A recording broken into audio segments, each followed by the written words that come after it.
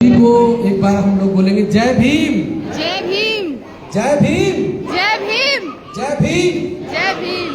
तो मैं अपना आपको परिचय दे दूं। मेरा नाम डॉक्टर पुष्पेंद्र बहुजन है। ये सामने खड़ी है मेरी जीवन साथी डॉक्टर प्रीति बहुजन। इस तथागत बुद्ध के, बाबा साहब के, बिरसा मुंडा जी के जब इस मिशन को हमने समझा, जाना भाई प्रोफेशन में डॉक्टर हूँ, ग्वालियर में मैं रहा हूँ। मेरी वाइफ भी ग्वालियर में मेडिकल कॉलेज से पढ़ाई की, सुप्रीम मेडिकल कॉलेज में पीडिया डिपार्टमेंट में थी। जब हमको ये मिशन समझ में आया तो मिशन को आगे बढ़ाने के लिए जब हमने देखा कि समाज में कुछ ऐसे लोग चाहिए जो अपना जीवन समाज के लिए लगाएं, जैसे तथागत बुद्ध ने लगाया, राष्ट्रपिता ज्योतिबा फुले ने लगाया, बाबा साहब भीमराव अम्बेडकर ने लगाया, बिरसा मुंडा जी ने लगाया, कांटा मामा ने लगाया, काशीराम जी ने लगाया। ऐसे लोग और चाहिए समाज में। तो 15 सितंबर 2021 को मैंने और मेरी जीवन साथी ने मिलकर यह फैसला किया कि हम लोग अपनी पूरी जिंदगी इस काम में लगाएंगे और 5 संकल्प लिए। पहला संकल्प लिया कि अब लौटकर वापस कभी घर नहीं जाएंगे। एक कार्यक्रम किया था हमने ग्वालियर में, अपने माता पिता को, अपने रिश्तेदारों को, सगे संबंधियों को, सबको बुलाया था और विधिवत रूप से अपना गृह त्याग किया। संकल्प लिया कि कभी अब लौटकर घर नहीं जाएंगे। दूसरा संकल्प लिया कभी घर परिवार का कोई रिश्ता नहीं निभाएंगे, शादी में, जन्मदिन में, मरण दिन में किसी में नहीं जाएंगे। तीसरा संकल्प लिया कि अपने नाम से कभी कोई संपत्ति नहीं रखेंगे। और चौथा संकल्प लिया कि अपनी कोई संतान पैदा नहीं करेंगे। बाबा साहब के दिए गए संविधान, छत्रपति साहू जी महाराज के दिए गए रिजर्वेशन और राष्ट्रपिता ज्योतिबा फुले के दिए गए शिक्षा के अधिकार के कारण हम दोनों को डॉक्टर बनने का मौका मिला। तो हमने कहा कि हम डॉक्टर बने हैं तो अपना जीवन अपने समाज के लिए समर्पित करेंगे। और हम लोगों ने ये काम क्यों, ये संकल्प लेने पड़े, क्यों हमने इतना बड़ा फैसला किया? इंसान अपने जीवन में 4 काम करता है। वो पैदा होता है, उसके बाद वो घर परिवार में रहता है, पारिवारिक जिम्मेदारी निभाता है, पैसा कमाता है, संतान पैदा करता है, उसका पालन पोषण करता है और दुनिया से चला जाता है। ये प्रत्येक मनुष्य के जीवन की टैगलाइन है। तथागत बुद्ध ने इससे ऊपर कहा कि संसार अनित्य है और वो आसक्तियों से मुक्त होना सिखाया। जब मुझे ये समझ में आया कि मानव कल्याण के लिए कुछ लोगों को जीवन लगाना पड़ेगा तो हम दूसरों से कैसे उम्मीद करें। मैं बड़ी गंभीरता से सुनता हूं जब कोई अच्छा वक्ता बोलता है कि बाबा साहब भीमराव अम्बेडकर ने हमको इंसान बनाने के लिए अपने 4 बच्चे कुर्बान कर दिए, इतना बड़ा त्याग किया। राष्ट्रपिता ज्योतिबा फुले जीवन भर निसंतान रहे, लेकिन आज उनकी संतानें करोड़ों की संख्या में हैं। बाबा साहब के 4 बच्चे जरूर मारे गए, लेकिन आज 400 करोड़ लोग पूरी दुनिया में उनका जीवन को बेहतर को बनाने के लिए, आज उनके यश को पूरे दुनिया में बताने के लिए काम करते हैं। तथागत बुद्ध ने गृह त्याग जरूर किया, एक बेटा छोड़ दिया, लेकिन आज करोड़ों बेटे बेटियां उनकी पूरी दुनिया में हैं जो आज उनको नमन कर रहे हैं।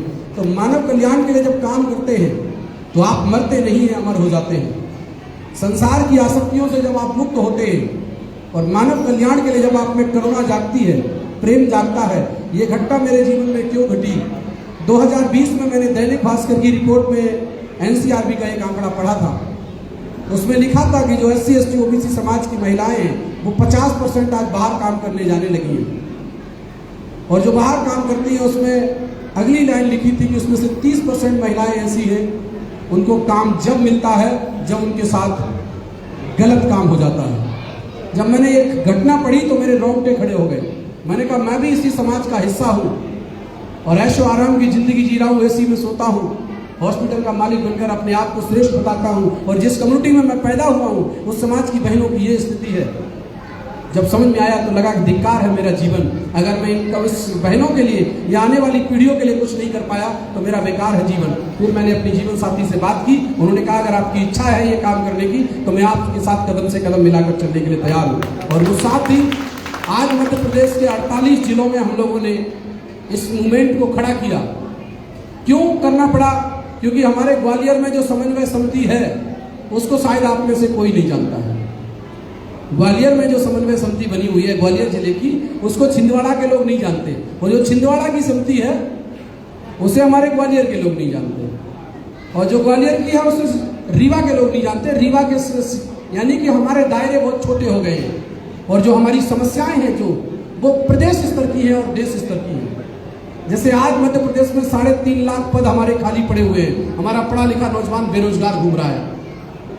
आउटसोर्स के माध्यम से सारी वैकेंसीज को खत्म कर दिया है, प्रमोशन में रिजर्वेशन मिल नहीं रहा है और 13% ओबीसी बैकवर्ड का रिजर्वेशन सरकार ने होल्ड पे डाल रखा है। आज मानव बुद्ध के समय पर मानव कल्याण इसलिए क्योंकि लोग गलत रास्ते पे जा रहे थे, गलत धारणाओं में फंसे हुए थे, तो उनको सही रास्ते पर लेकर आए और मानव कल्याण के लिए काम किया।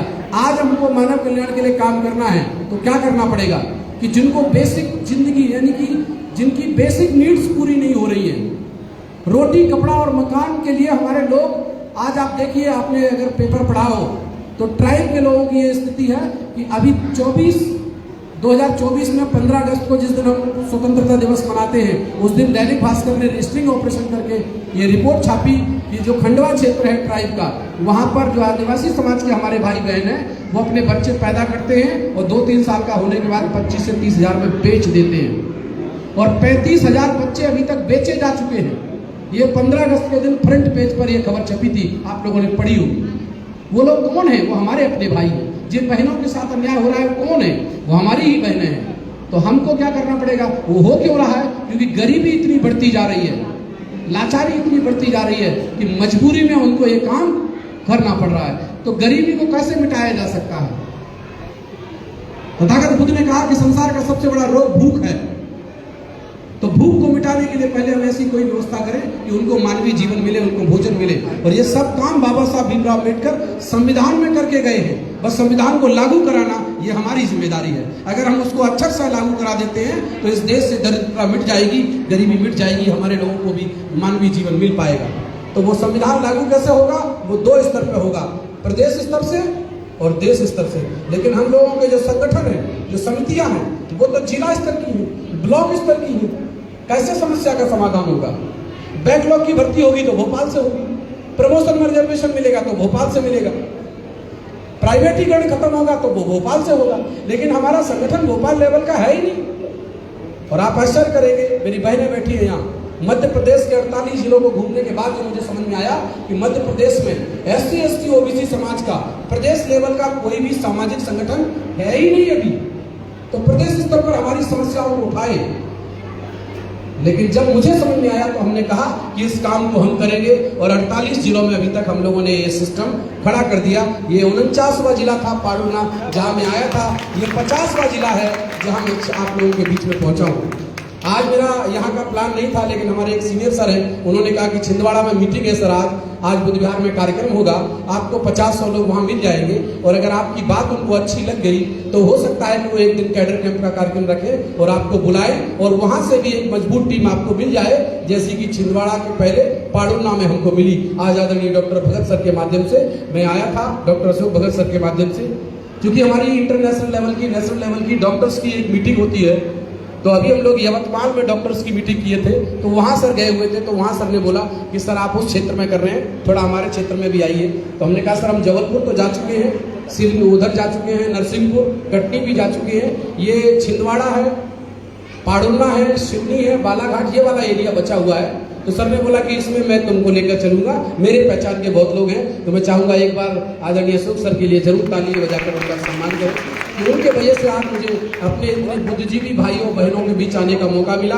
मैं ज्यादा चर्चा नहीं करूंगा, मैं बस आप लोगों से इतना कहना चाहता हूँ कि हम लोगों ने अपना जीवन इसी काम के लिए लगाया है और अपनी अंतिम सांस तक सीलों का पालन करते हुए अपने महापुरुषों के अधूरे काम को, बाबा साहब के प्रबुद्ध भारत बनाने के सपने को, समृद्ध भारत बनाने के सपने को, विकसित भारत बनाने के सपने को, तो प्रत्येक मनुष्य को मानवीय जीवन मिले, इस व्यवस्था को स्थापित करने के लिए अपने 24 घंटे, अपने 365 दिन लगाने का काम जीवन पर्यंत करेंगे। आप लोगों को अगर कभी मौका मिले तो हमको बुलाइए, हम अपनी बात किस तरीके से हम समाज में व्यवस्था में परिवर्तन लाना चाहते हैं, व्यवस्था को बदलकर जो गैर बराबरी की ब्राह्मणवादी व्यवस्था है उसको बदलकर तथागत बुद्ध की मानवतावादी, जिसमें हम लोग नारा लगाते हैं कि बुद्ध धम्म की क्या पहचान, मानव मानव मानव, किस तरीके से हम इस व्यवस्था को लागू करना चाहते हैं, स्थापित करना चाहते हैं और उसमें आपकी क्या भूमिका हो सकती है। तो आप लोग कभी बुलाने के लिए, जो बुद्ध धम्म संघ, जो बाबा साहब ने 3 बातें कही थी, वही बात राष्ट्रपिता ज्योतिबा फुले ने कही थी, शिक्षा,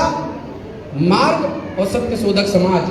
वही बात बाबा साहब भीमराव अम्बेडकर ने कही थी, एजुकेट, एजिटेट, ऑर्गेनाइज। कभी मौका मिलेगा तो मैंने अशोक सर के यहाँ पर इसकी व्याख्या की थी कि ये क्या है। ये सब एक ही तरीका है मानव कल्याण का। और आज मानव कल्याण कहीं से होगा, हमारे लोगों के दुख दर्द कहीं से दूर होंगे तो विधानसभा और लोकसभा से होंगे।